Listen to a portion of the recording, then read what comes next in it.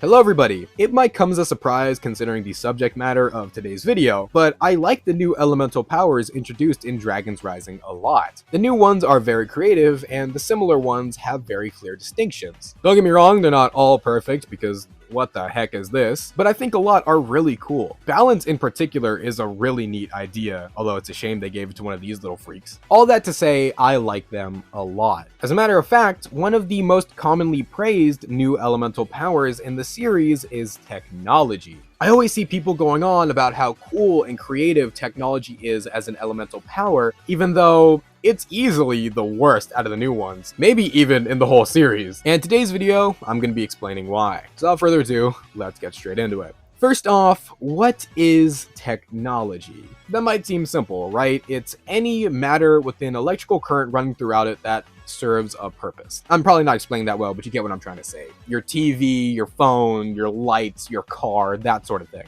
Okay, well, what does it mean to be the master of it? What does it mean to have control over technology? Do you have control over the electrical current? Do you have control over the function it achieves? Does it mean you have telekinetic power over any piece of technology? Does it mean you can transmutate any piece of technology? Well, for Sora, it's presumably all of the above. Every element we've seen so far is either self-explanatory or gets an explanation. For instance, you have control over Earth, you can control rocks. You have control over water, you can control water. Or if it's something confusing like time, they explain it. Or energy. What even is energy? Oh, well, it's all four elements of creation rolled into one, meaning it has the properties of all four along with its own unique property. That makes sense. But in a show that loves exposition, it's notable that they never address what Sora's power actually is. The first time we see her use it, she tears apart her mech and rebuilds it. Remember, the reason why their mech didn't work is because Creel disconnected the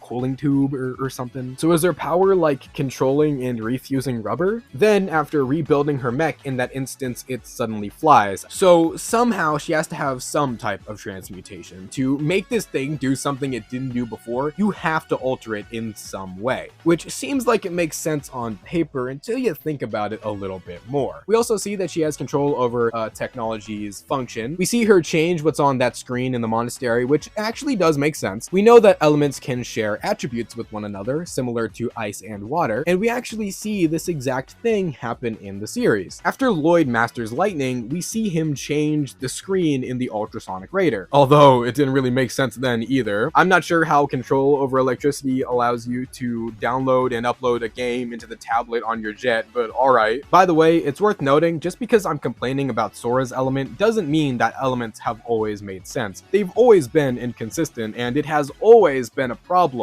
pretty much since elemental powers have been introduced. I'm just mainly talking about Sora's because A, it is the most consistent and makes the least amount of sense, and B, because it gets glazed like crazy and I'm sick of it. Probably the best example of how her power doesn't make any sense is seen in Season 3. Aaron and Sora have these two bikes which she created, and the next time we see them, they magically have a jet that transforms into a mech. Out of these two little bikes, you made green Starscream. How did that even happen? So her power is telekinetic control and transmutation of any element that is near electricity, meaning she has control over electricity, metal, rubber, glass, even though there was no glass present on those bikes. Oh, and don't forget paint, because there was not a lick of green on those bikes either. She can also presumably make anything she needs appear out of nowhere, because again, there ain't no way these two little bikes made that huge jet mech. They could have at the very least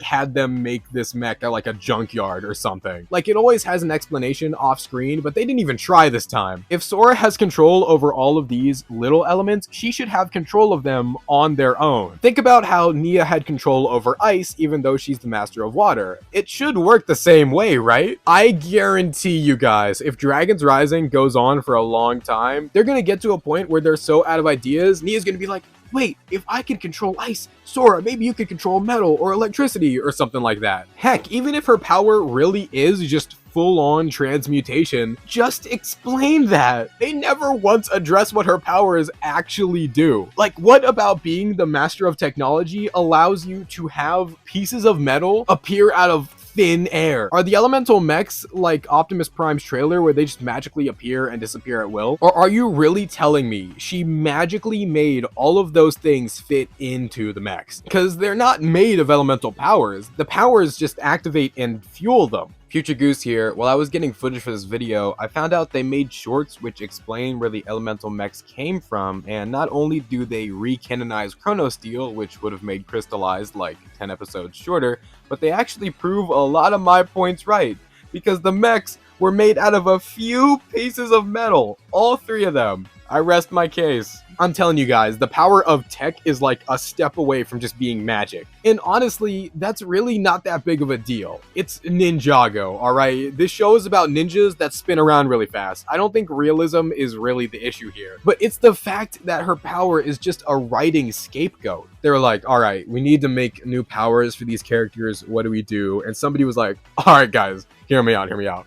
What if we had a character who literally made new toys out of thin air? And everybody clapped. All I'm saying is there should have been some addressing or explanation or confirmation on what her power really is, or it should have some set of rules or guidelines applied to it, just like every other elemental power in the series. Or, you know what, actually, now that I'm thinking about it, there's probably some tweet somewhere that explains exactly what her powers are and what they can and can't do that I don't know about. Sorry. But yeah, this video is just a glorified nitpick, but I'm sick and tired of people going on and on about how cool and creative Sora's power is, when in reality, it's the laziest. Of course, I'm sure you've already let me know what you think about this video in the comments. If you're interested in joining my Discord server or following any of my socials, those links are of course in the description. Keep on building my goose and ham sandwiches, and I'll see y'all later. Peace out. Also, something I found out when I went to Doc Wyatt's Twitter is that his favorite Transformer is Perceptor. That is such an elite ball pick, and it's my favorite too! I have never trusted somebody more with something like I trust Doc Wyatt with Ninjago after this discovery.